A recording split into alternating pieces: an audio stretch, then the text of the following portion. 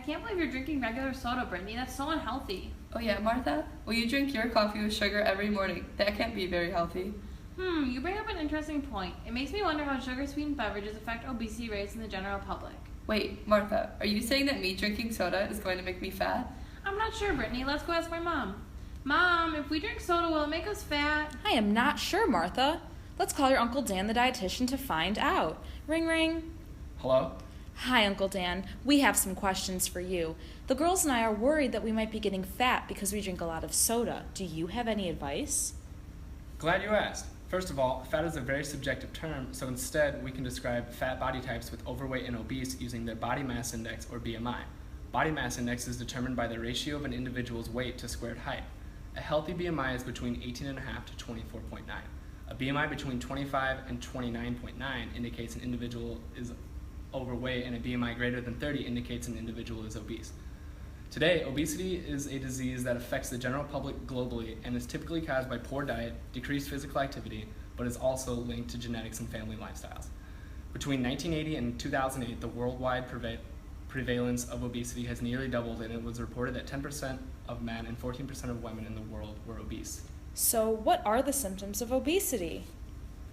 Some symptoms of obesity include breathlessness, increased sweating, lack of energy, and back and joint pains. Further complications include type 2 diabetes, stroke, heart disease, hypertension, and osteoarthritis. Wow. How can you treat these symptoms? Treatments available for overweight and obesity include medications like Xenical, Contrave, and Belvic. Other treatments include diet plans, bariatric surgery, and exercise programs, and often multiple treatments are used at once. So, how do you think the consumption of sugar-sweetened beverages affects obesity rates in the general population? Sugar-sweetened beverages have been found to be correlated with obesity rates. This can influence all ages. Studies have found that the odds of being obese increase with daily consumption of sugar-sweetened beverages, and with each additional daily serving, the odds of becoming obese increases.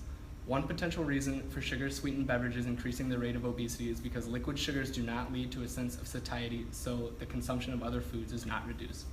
Okay, so if we drink diet soda, is that better?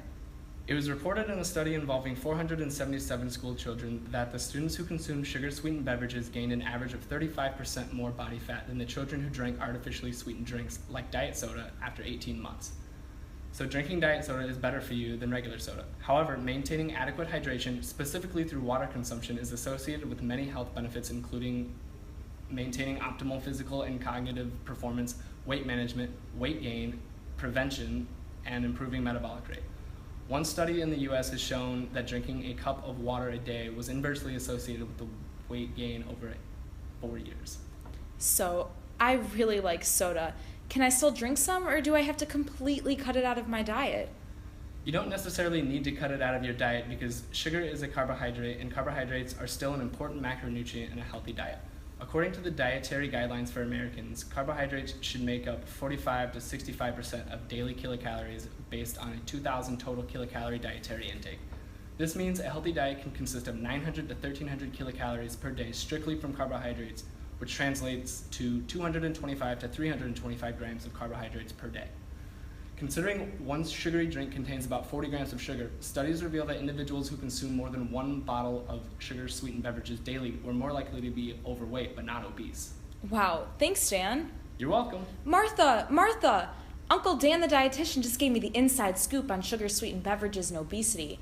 Obesity is a growing epidemic worldwide. There are numerous symptoms, and being obese puts you at an increased risk for other diseases. Sugar-sweetened beverages like soda have been found to increase for obesity and weight gain. This means that if you drink sugar-sweetened drinks, you are more likely to become obese. However, these findings did contradict a cross-sectional study claiming that drinking more than one sugary drink a day will increase the likelihood of being overweight, but didn't show any correlation with obesity. So, Martha, when we drink soda, you can think of it as a big can of liquid sugar. These kinds of sugars don't help us stay full. So after drinking that can of soda, we are still hungry. So we continue consuming more foods so we can feel full. Uncle Dan suggested drinking diet sodas that are lower in sugar. But truthfully, drinking water will be the best way to keep you energized and decrease your risk for obesity. Trading a sugary drink for a cup of water is truly the best choice.